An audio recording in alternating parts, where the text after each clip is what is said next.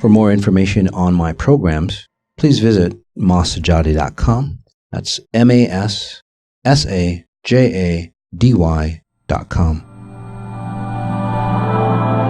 Starting off, and I'm just looking through some notes. It seems it's like you're an international bestseller. Some of the books, The Field, Intention Experiment, and now The Power of Eight, which I'd really like to get into, if you don't mind. Sure. Because I have my own, say, frequencies or theories of group dynamics, or what I call the mastermind group. So that's going to be Great. interesting. Your take, my take on it.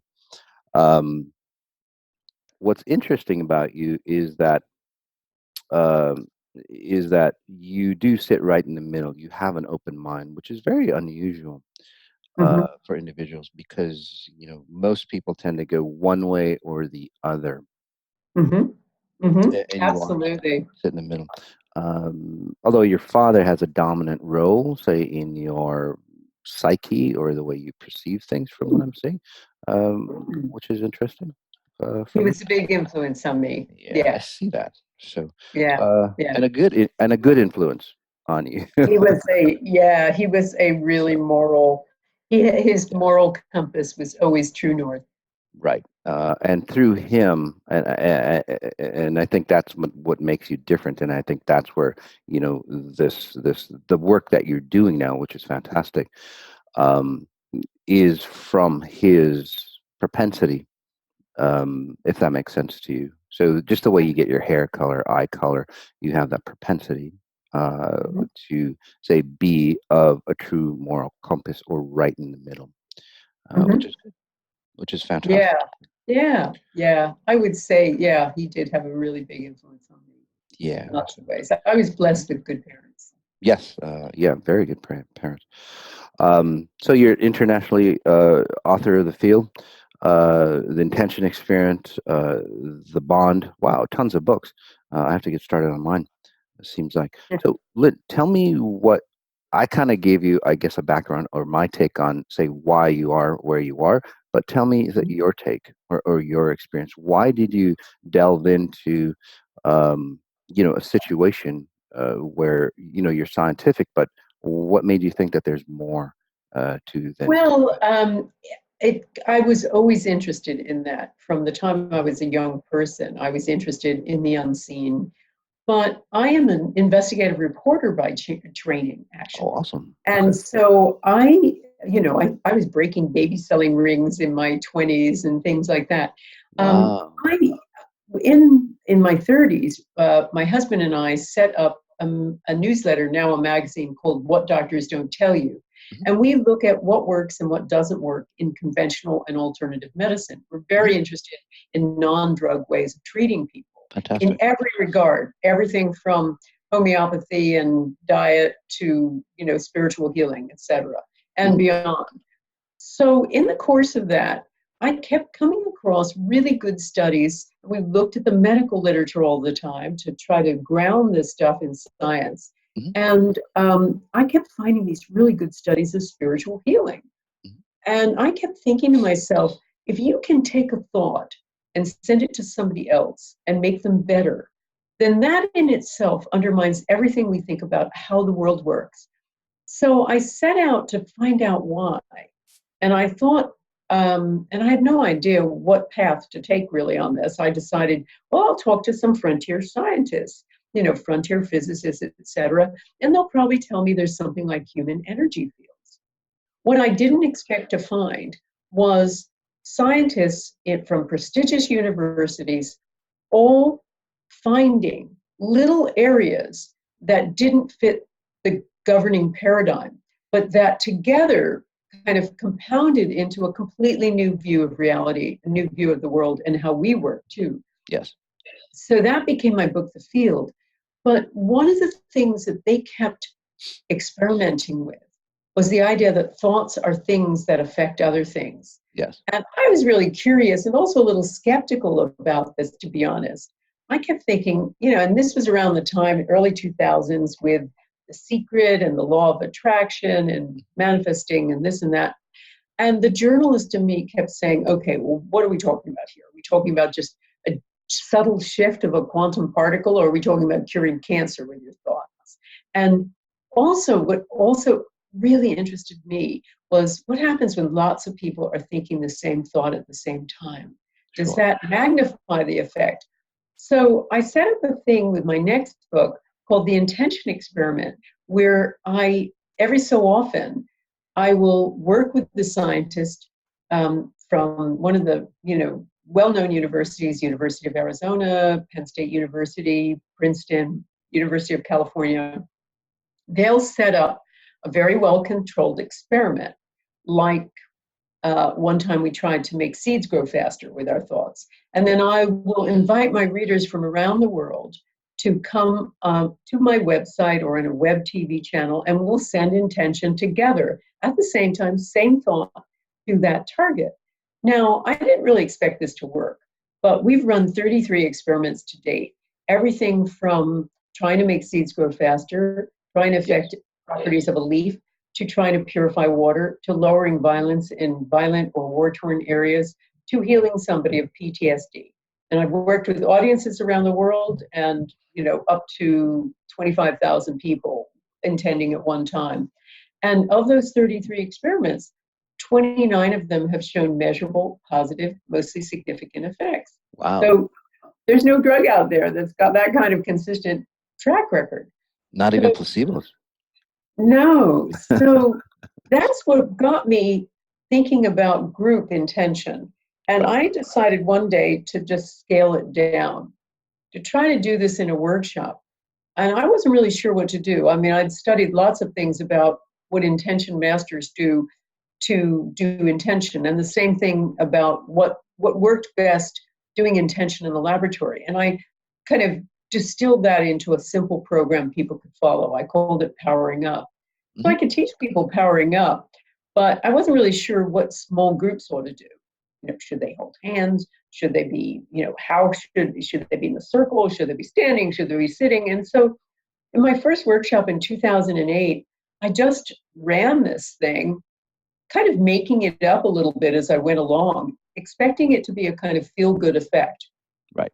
That's not what happened. The next day, people came back for the second day of the workshop. I lined them up, anyone who'd received intention, and they took the mic and turned, and they said things like this: I have cataracts, and they're 80% better. I have a really dodgy knee that needs a knee replacement, and I'm walking normally today. I have terrible migraines every night of my life, and last night I was completely clear. I have insomnia, and I've slept like a baby, and and on and on and on it went. And I tended to discard this as a placebo effect until I saw it happening over and over and over and over in the hundreds and hundreds of workshops I've run since then. Amazing healings in an instant. Not only, and the other thing that convinced me was not only the receivers of the intention, but the senders. Many of the senders were also experiencing incredible healings. Yes. So that's really what I've been looking at, and what my book was all about. And the reason it took me 10 years to actually publish it was that I was pretty frightened by all of this. And also, I needed to find out why. Why is this working the way it is? Awesome.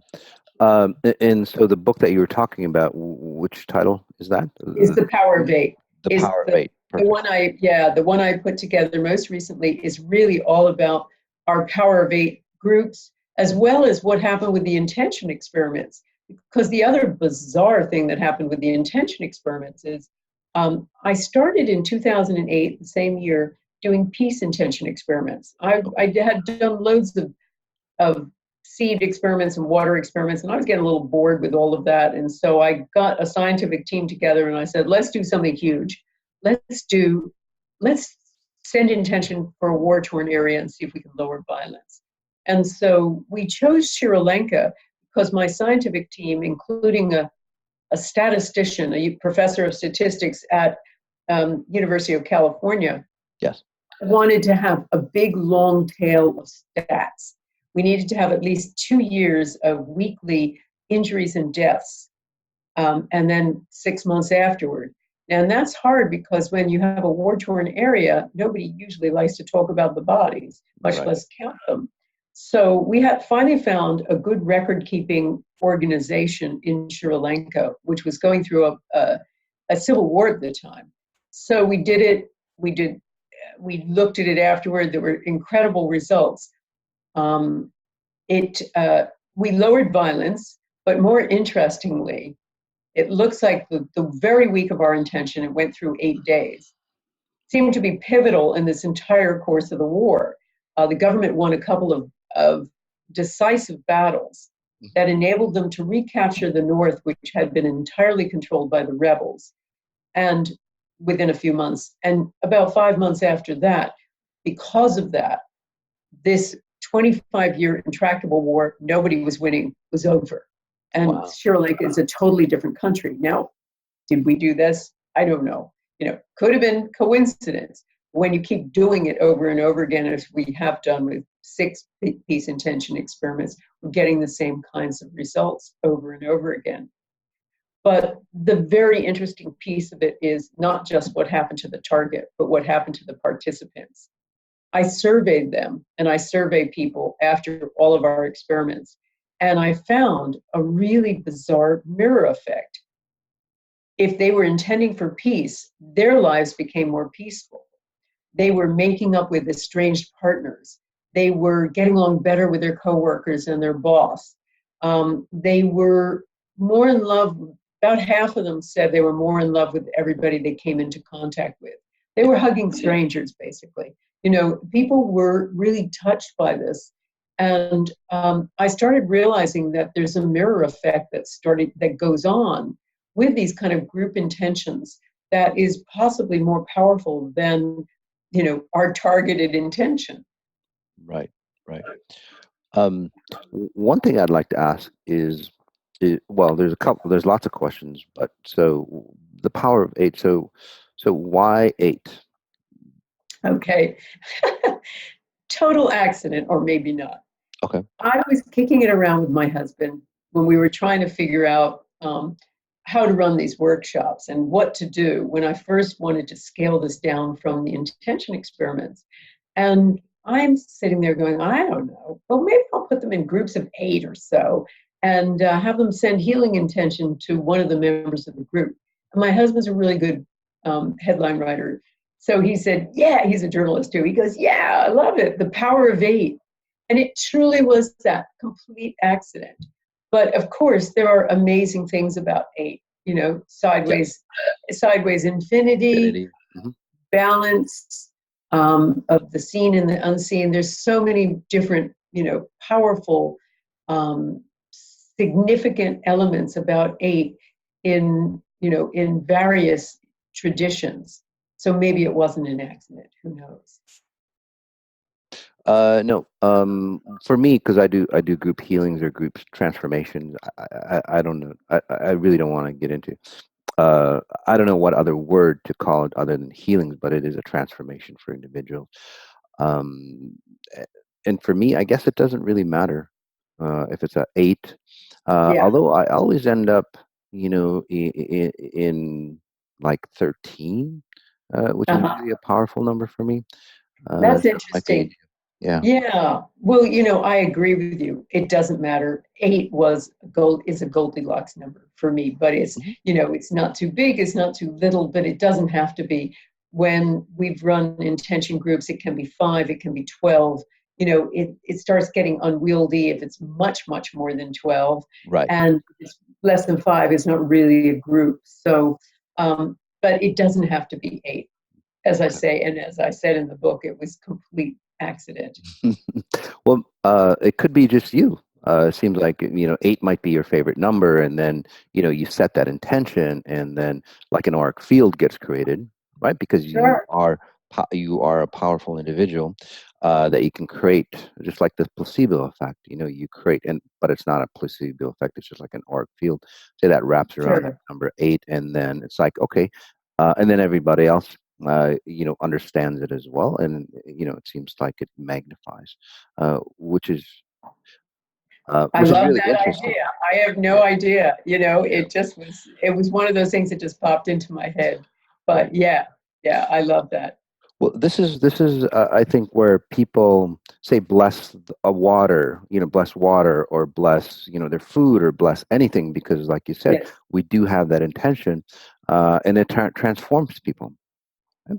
So yes. again, since 8 is your favorite number, then it creates even more intention for you, and that's something to learn for those people listening in.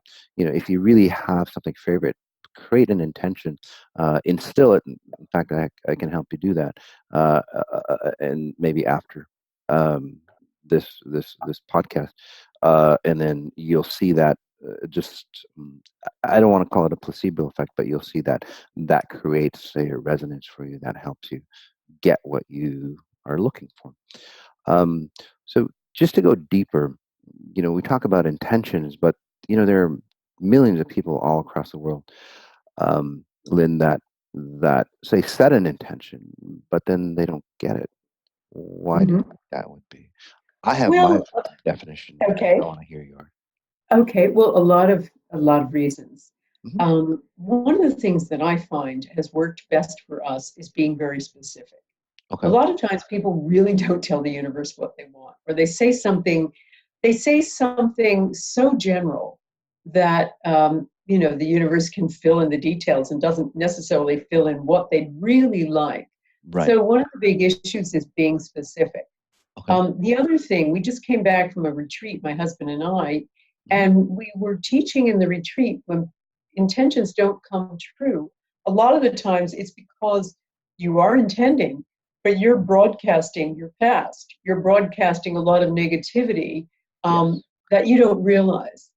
Most people think that you do an intention by doing a power thought in the morning. You get Love it. in meditative state, you Love do your intention, and that's all the universe hears. But we're all leaky buckets. We are all intending 24/7. If thoughts are light, and there's some reasonable evidence about that, Yes. well, we're beaming all the time. We're broadcasting 24/7. So Yes.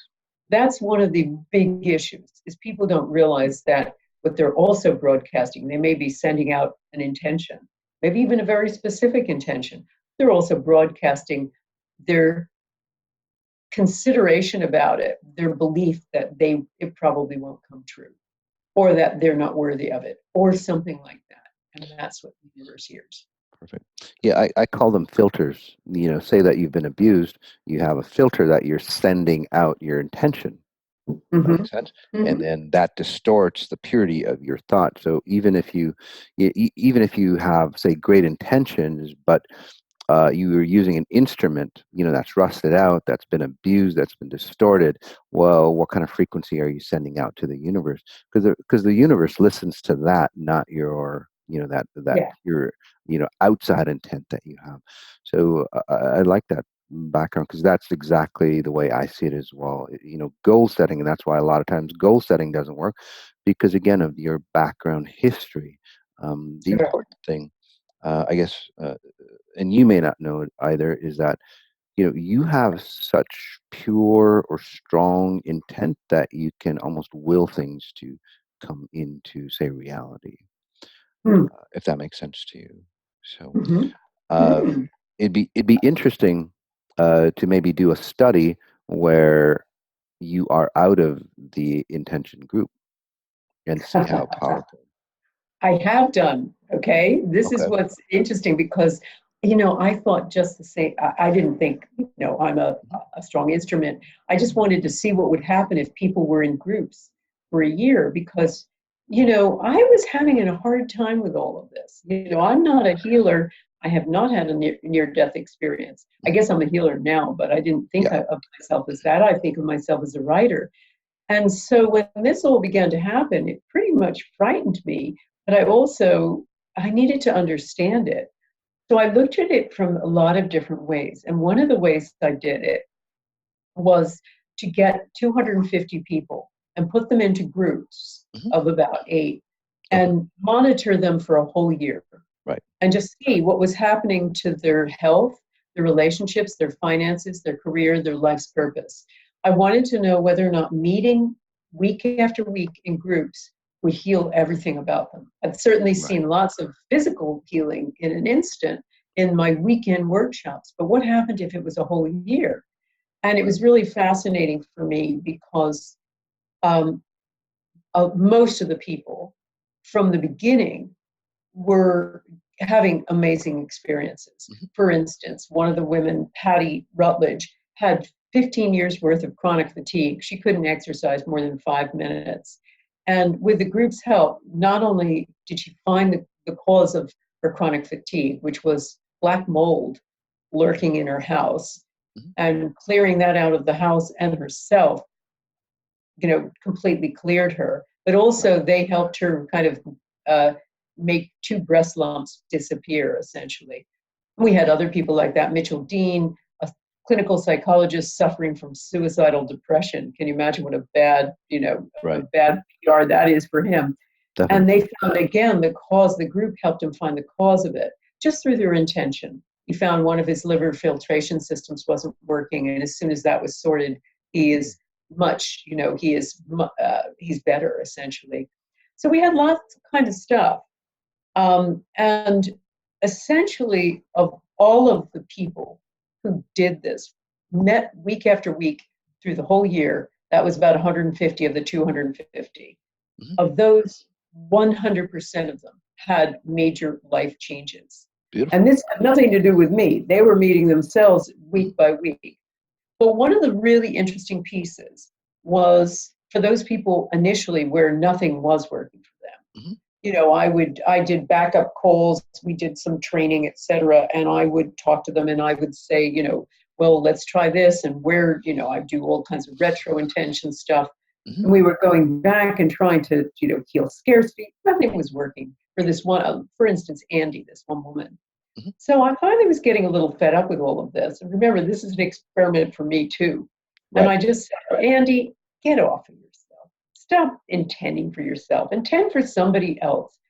And the somebody else I had in mind was a young boy called Luke, whose stepfather wrote me that this boy, who's 15 years old, broke up with his first serious girlfriend, and in a fit of adolescent angst, he threw himself off of a 40-foot structure onto hard ground. Oh. And, Luke broke everything in his body. He had nerve damage, he had brain damage. Doctors didn't think he was going to live. So I had the groups do a weekly healing vigil for Luke. And I mean, it was remarkable. Luke rallied, and his stepfather kept a running commentary around the time of our intentions to let us know exactly what was happening. And it was amazing. I mean, Luke rallied every single time we sent intention, and he got out of the hospital completely healed in record time. Maybe that was us, maybe it was good doctoring. But what was really interesting is what happened to people like Andy. As soon as Andy got off of herself and started healing, sending intention for Luke, that very next week, after she could not get a job anywhere, she couldn't get any kind of new work, she needed it, she was going through a divorce, she had kids to support, nothing was happening. And right after intending for for Luke and getting off of herself, she gets a call out of the blue with her dream job. Wow. And that happened over and over and over again. So to me, one of the big powerful things in the group, and I looked at science of it too, is altruism. Getting off of yourself is a big piece of these groups, and intending for someone else. And that's, I think, one of the reasons too, where people get this amazing mirror effect. I get, similar transformations for individuals, very intense. People cure themselves of cancers and things like that. And again, it's not me that does it. It's just that we start to awaken, somebody's internal healing abilities, and then they start to say, oh, well, they start to look around and go, wait a second, that's not me. I don't need to experience this reality anymore. And then there you are. You start to heal yourself. But it all sounds really good. But then, there are, say, medical communities or scientific communities. What do they say about it? Well, medical communities is very interesting. Because I run an international magazine with my husband called What Doctors Don't Tell You. Mm-hmm. It's in 15 languages now, Wow. and we run the US, UK editions and license Okay. the rest for translation. Our publication by that name has been going for nearly 30 years. It's been a magazine since 2012, and the skeptical communities didn't take kindly to it and actually tried to close us down. Wow. They tried to get us taken out of stores. They tried to do all sorts of things. They did for a while, but our readers were very supportive and started boycotting the stores, so the stores had to put us back in. Wow. So we're used to that kind of attacks, and they're unwarranted because, we're probably much more up on the science of the medical journals than most doctors are. We read them every week. We're studying all of this to put together this magazine. Right. So, we're up on the latest findings, and oftentimes doctors don't have the time for that. Having said that, there's loads of sorry. They rely on their sales rep to tell them what's the latest. Exactly. Yeah. Exactly. But I mean, having said that, a lot of doctors, the target of our magazine isn't doctors, it's really the pharmaceutical industry. But a lot of doctors read our publication. A lot of doctors come to my workshops and my lectures because they want to understand more. And one of the things I try to do in my books, they have hundreds of references in them, even though they're, I write for lay people and they're easy to read.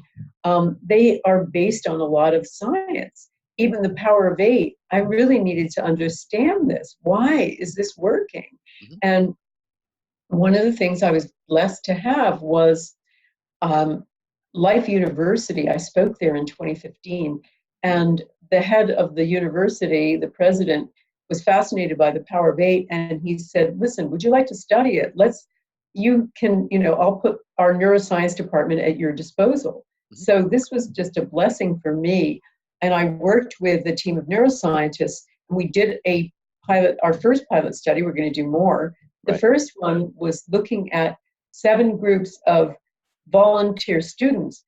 We created power of 8 groups. We put EEG caps on one member of each group who was a sender, mm-hmm. To measure brainwaves. And we found that right after initiating this power of 8 group, this person with the EEG cap would have, and it happened every single time, would have a global quieting of the parts of the brain that make us feel separate.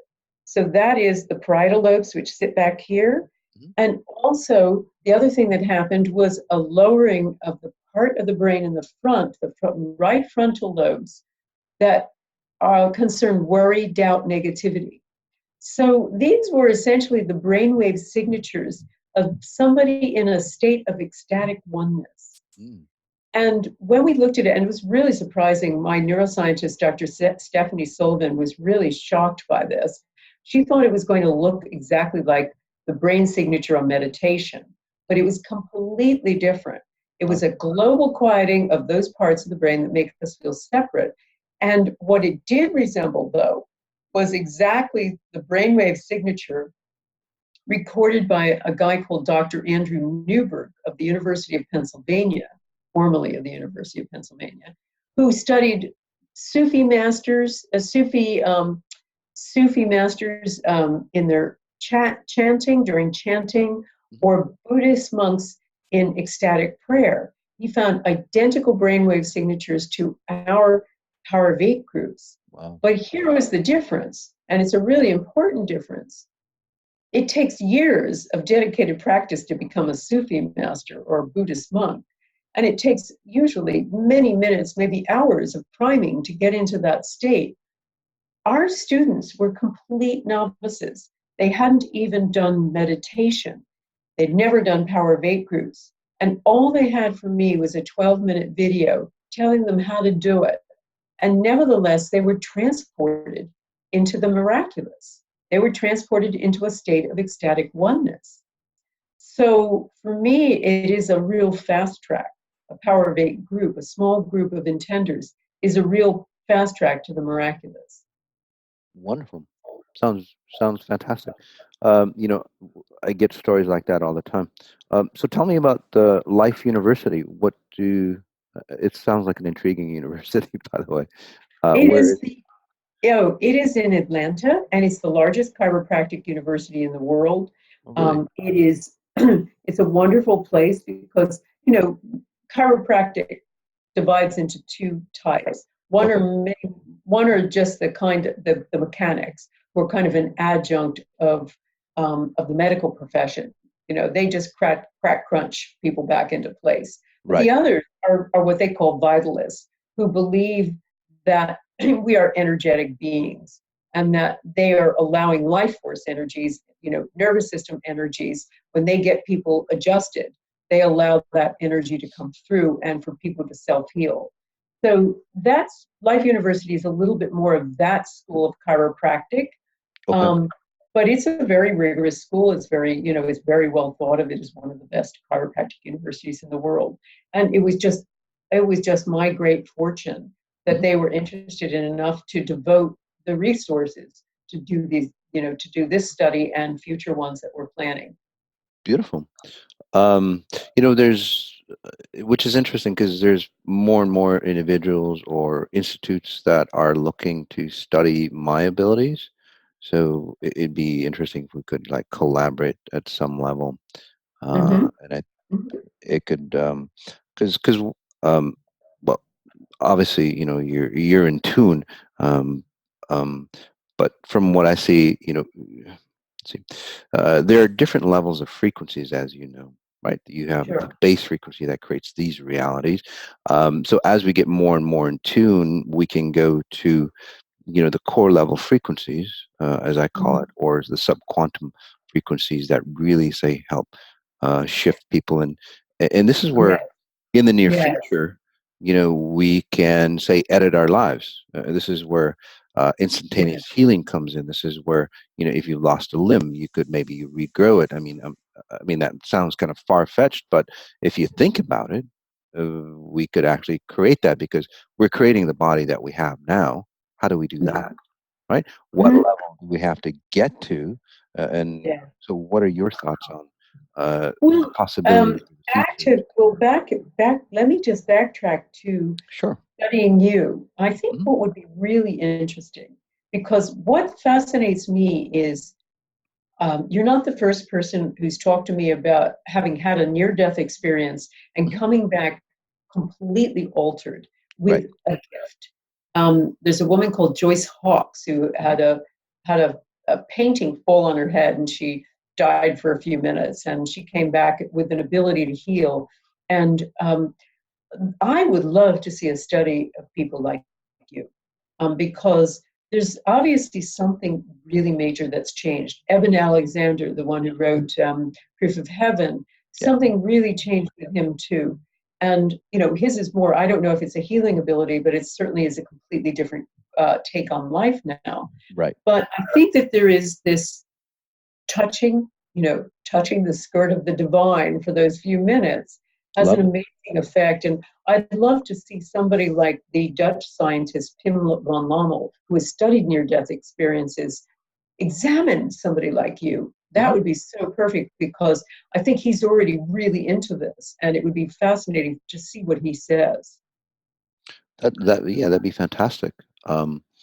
So in the future, where do you think, say, healing or and again, I have a tough time with healing because when people think of healing, it's just like physical healings, but just a standard of life.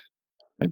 Do we have Sure. to suffer the way we do? Do Yeah. we have to abuse the planet the way we do? Do we have to, rape, the natural resources or, oppress individuals? Do we really need that if we were, say, at a higher level frequency? Because that's what we're Well, talking I think that's such an interesting question. And no, no. I mean, it's a lot of the subject of some of my other books too. I mean, The Bond was about. really very much about it was arguing against Darwin, basically, and saying this whole idea we have of life as being a race to the finish line and survival of the fittest is really completely anathema to our uh, our makeup as human beings. We need to share, care, and be fair, Yes. and we need all of that. We need community. more than we need oxygen or food. And Mhm. so, what I think about in terms of healing, and I take the big view too, I don't think it's just physical healing. I think we're talking about healing people's lives, healing their, their sense of lack and scarcity, healing their loneliness, healing their relationships, healing their sense of life purpose, Right. and the way they make their money, Yes. healing their lives in total. That's what I look at too with these Power of Eight groups. Mhm. And I think that we're going to find our biggest healing in small groups. I Mhm. really think small communities, people are so lonely now. They're They so are. isolated. The American way has created much, much, much more of an isolated um, lifestyle than we were meant to ever have. So I Isn't think that that it's, amazing? With sorry? social, isn't that amazing with social media? That everything is available to us. You can connect with anybody, across thousands of miles. And I find that too, that more and more individuals are feeling more isolated. Although there's Mhm. so much opportunities to connect in so many different ways. So what gives? Why do you think that is? I have my take, but I want to hear yours. Well, I mean, I wrote a lot about this in my book, my last book, The Bond. I mean, we have grown up with this idea of individuality being so important, Yes. so supreme. And we are pitted against other children from the time we are children. We're pitted against other people. Every aspect of our lives is infused with competition as a good thing. Now, I'm not arguing in favor of socialism, but I'm just saying that eat or be eaten um, competition is not good for anybody. So I think there's that. I think more and more we are living in communities of sameness. We're Mhm. frightened of difference. I mean, the fastest growing communities are gated communities, to keep out people who are different from us. No studies show that it actually helps prevent crime. That's complete rubbish. And there's all this thing where we've developed sameness. And I think that, and now in America and in Europe too, we've grown to find difference anathema. Even political difference is now anathema. Republicans will not room with Democrats in colleges anymore. It's just, kind of insane. So we have defined difference as essentially the enemy instead of just embracing it in community. So all of these things in our modern lives have set up situations where, the way we create our houses and things has set up situations where people don't have, any kind of community engagement anymore. Robert Putnam, who wrote the book Bowling Alone, identified this a few years back of saying that civic engagement in America has died. So the idea that you are working together as a community, you're working for the common good, is not an idea anymore. It's not something that is there, but it needs to be. And that's something that really interests me a lot. And I'll tell you why. Um, One of the things that I discovered with the intention experiments, I did one in November where I had the privilege of running an experiment where I was working in a studio that had 9 different cameras placed in different auditoriums. And this was run by a guy who has sponsored me. I speak all over the world, and one of the places I speak is the Middle East. And the guy who sponsors me is a guy called Dr. Salah Al Rashid, who is like the Deepak of the Middle East. Mm. And he put cameras in auditoriums in 8 different Arab countries. And then he and I worked together then with a woman called Sippy Raz, who is an Israeli Jew, who is a very well-known documentary maker in Israel. And so the 9th camera was put in an auditorium filled with Israeli Jews in Jerusalem. So, and during the time we ran this experiment, we also ran it over my YouTube channel, so that my audience around the world could take part too. And so we set intention to lower violence in an area of Jerusalem, the old city that was suffering from a lot of violence. And we chose it because we thought, Jerusalem belongs to all the three major religions, and everybody feels it's universal. So we sent intention there. What was amazing is with this technology, my screen was beamed into all of these 9 auditoriums, but I could also see them. I saw 9 little screens, and I could call on any one of them at any time, and they would then become the big screen, and they would be broadcast to other people, and they could talk back. So as I called on them, I started asking them afterward, how was that for you? And it was remarkable because, remember, Arabs and Israeli Jews have been brought up to hate each other, to loathe each other, to think that they have horns growing out of their heads. They want to kill each other. Yet we had people from Saudi Arabia and Bahrain and Kuwait, etc., the different Arab countries with the different auditoriums, standing up and saying, "We love you, sister," to the Israelis. And everybody was crying, and the Israelis were saying things like, "Your God is my God." And so this, to me, was really remarkable. And it's happened before, too, with another experiment I did during the 10th anniversary of 9/11. I had not only Americans and Westerners, but also Muslims from the Arab countries take part, sending intention and essentially apologizing for 9/11. And it was amazing watching the interaction between the Americans and the Arabs. They started Facebooking each other on my Facebook page, and they started befriending each other, and finally they began to forgive each other. So for me, I think one of the things that's powerful about group intention is it's almost like doing a big common prayer. And it has an amazing ability to allow the heart to reach across the fence. So one of the things I'm working on now is I have a little pilot intention experiment coming up where I'm working with a group in Pinellas County in Florida. And Florida is a purple state. So we're getting Democrats and Republicans to come together in the same hall to send an intention to lower violence somewhere. But what's more interesting than the outcome is what happens to the participants. Do they become closer? So we're going to try this out and then maybe scale it up. So it's an experiment on an experiment.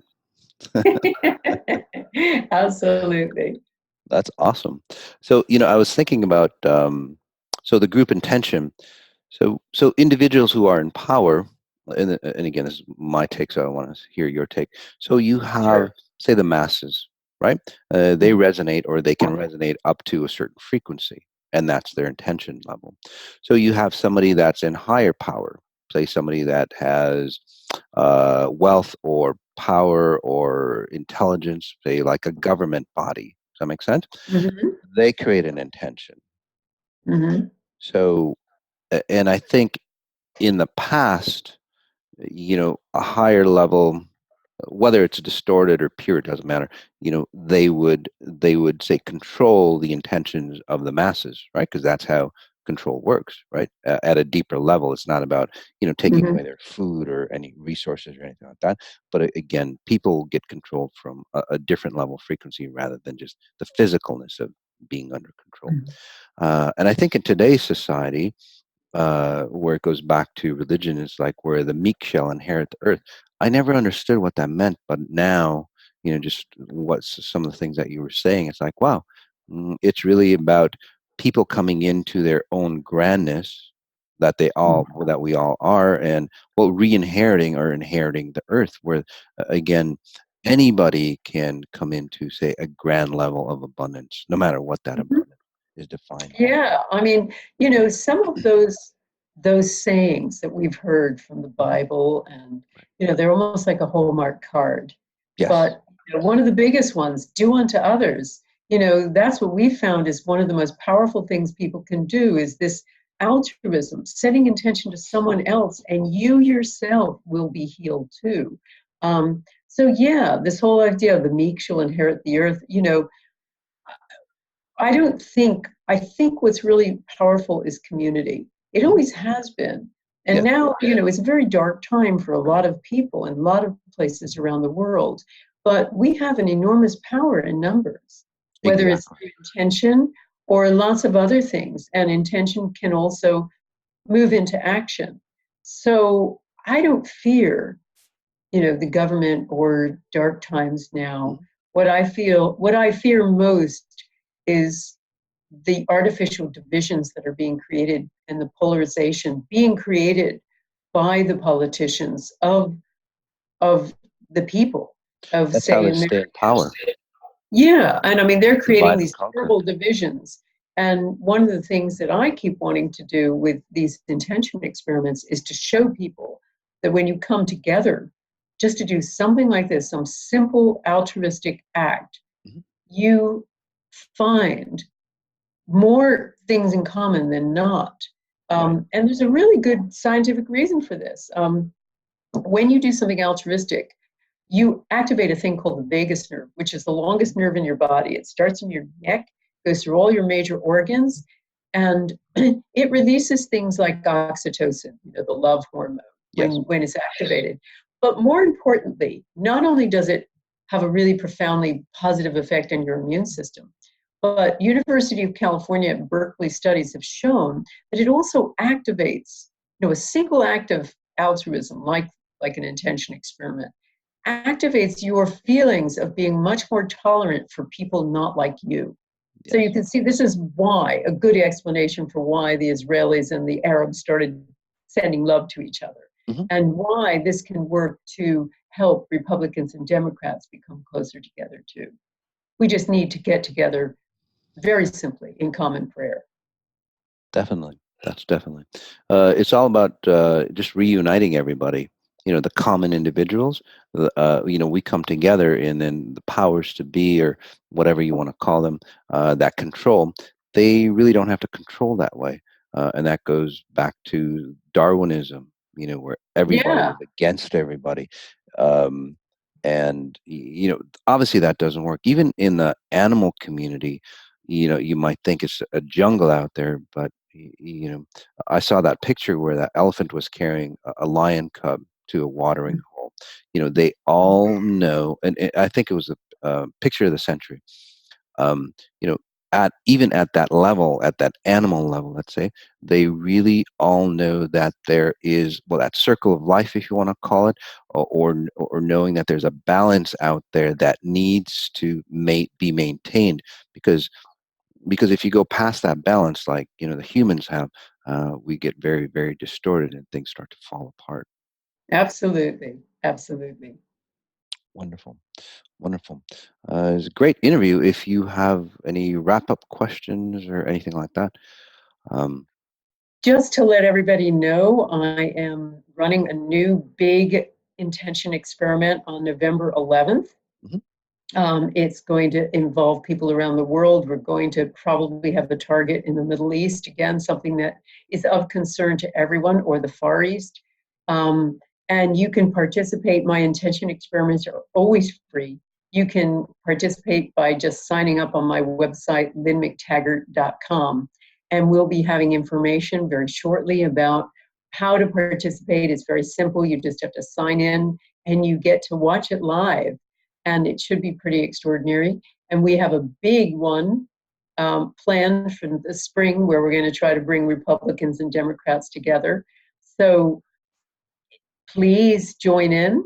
And if you want to set up your own Power of Eight group, please check out my book, The Power of Eight, now in paperback, in all good booksellers and online. And also, if you want to set up a Power of Eight group and you haven't got 7 other friends, you can do this on my website, lynnmctaggart.com/forum, where you can advertise to set up a group, or you can join an existing group in your time zone. So please beautiful, join us. beautiful, beautiful. Um, well, fantastic. Thank you so much, Lynn. It was a pleasure talking to you. Are you going to be in the UK? Um, I am for part of the month. okay. Why don't Uh, you write me via Laura and let me know when you're coming through? Okay. Yeah, I'd love to do, Faye and I would love to have lunch or, coffee with you. That'd be wonderful. Okay, well, just write us about your dates, Okay. and we'd love to continue communicating. Wonderful. Wonderful. Thank you so much. Thanks so much. You Take take care. care. And I can, if you need contact for Pin von Lommel, just let me know via Oh, Laura. I And love I get that. you guys I in love touch. that. Yeah, I think you should do that study. It would be brilliant. Okay. Where's he? Where's he from? He's Dutch, but he's done the most study of anybody on near-death experiences, and Really? he Okay. speaks about it. And I know that he is going to know more than anybody that you guys have been touched with something very profound. That'd be great. That'd be fantastic. Thank you so much. Okay, take Take care. care now. Bye-bye. Bye.